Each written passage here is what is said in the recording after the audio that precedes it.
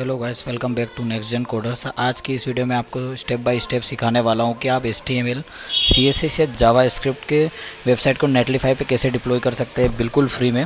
अगर आप बिगिनर हो और अपनी वेबसाइट बना ली है लेकिन समझ नहीं आ रहा है कि आपको कैसे लाइव करना है, तो ये वीडियो आपके लिए। आपको कुछ नहीं करना है, आपको सिर्फ ओनली नेटलीफाई पे जाना है।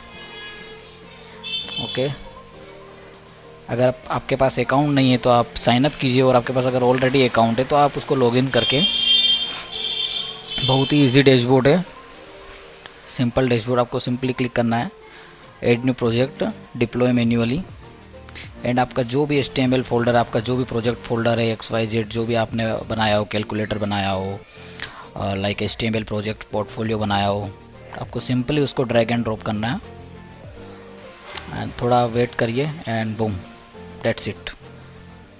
It's very easy. सी